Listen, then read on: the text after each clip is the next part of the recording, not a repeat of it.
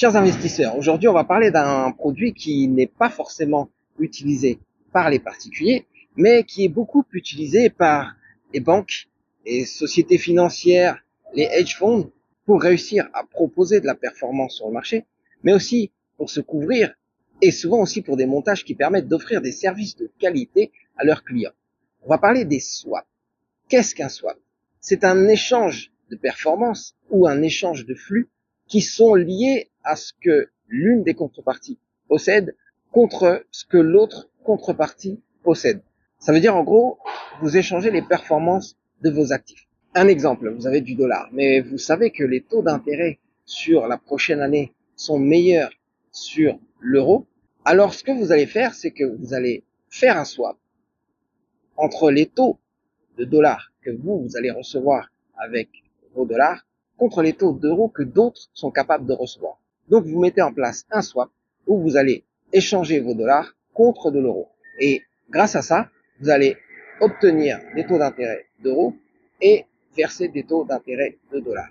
On peut dire que le premier swap est né en 1960 à peu près, quand la Fed, la banque centrale américaine, a échangé des dollars contre des Deutschmark pour protéger le dollar sur les cours mondiaux. Et ça, c'était un premier swap. Mais après, les swaps se sont vraiment développés à partir des années 80 avec l'âge d'or de la finance et du trading. Et là, il était possible d'échanger directement les devises et leurs performances sur le marché d'échange, mais aussi sur les marchés de taux où il était possible d'échanger des taux d'intérêt contre d'autres taux beaucoup plus avantageux. Et donc, les swaps se sont développés sur différents marchés. Donc, il était possible d'échanger des taux d'intérêt, du fixe contre du variable par exemple, où il était possible d'échanger des performances d'actions ou d'indices, la performance par exemple du CAC 40 contre un taux variable, ou alors sur les matières premières, où vous aviez l'évolution des prix, donc la performance d'une matière première sur les marchés contre un taux d'intérêt normal, mais aussi sur l'échange bien sûr, parce qu'il y avait la possibilité d'avoir des taux en dollars, des taux en euros ou dans différentes devises, ou même avoir la possibilité d'être exposé dans différentes devises et surtout les devises les plus liquides et d'autres marchés et d'autres sous-jacents, donc une multitude de possibilités. Le fonctionnement des swaps est très simple. Vous avez une patte payeuse et une patte receveuse. Sur la patte payeuse, c'est vous qui payez à une certaine fréquence, tous les 3 mois ou tous les 6 mois ou tous les ans par exemple, un taux d'intérêt ou la performance d'un actif. Sur la patte receveuse, c'est vous qui recevez à la même fréquence un taux d'intérêt ou la performance d'un indice ou d'un actif. À l'émission d'un swap, le swap a une valeur nulle. Ça veut dire que vous êtes censé payer autant sur toute la durée du swap que ce que vous allez recevoir. Parce que les conditions de marché vous disent, pour avoir la performance d'un indice, vous allez payer par exemple un taux fixe de 3,5% tous les 3 mois. Mais il est possible que cet indice fasse de meilleures performances que ce qui est prévu ou de moins bonnes performances. Donc vous allez recevoir plus que prévu ou moins que prévu. Et c'est pour ça que le swap peut aussi servir de couverture.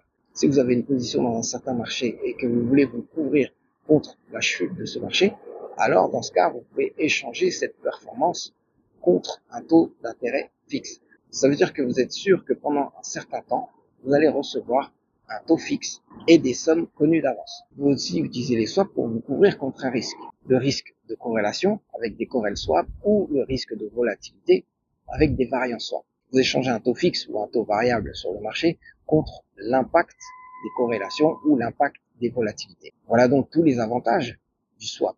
Le swap est utilisé par les institutions financières pour pouvoir se couvrir, mais aussi pour pouvoir spéculer dans un certain sens, ou alors pour faire un arbitrage entre différentes valeurs ou différents marchés. La vie du swap est très simple. Il y a l'émission du swap où la valeur du swap est censée être nulle. Il y a tous les flux intermédiaires.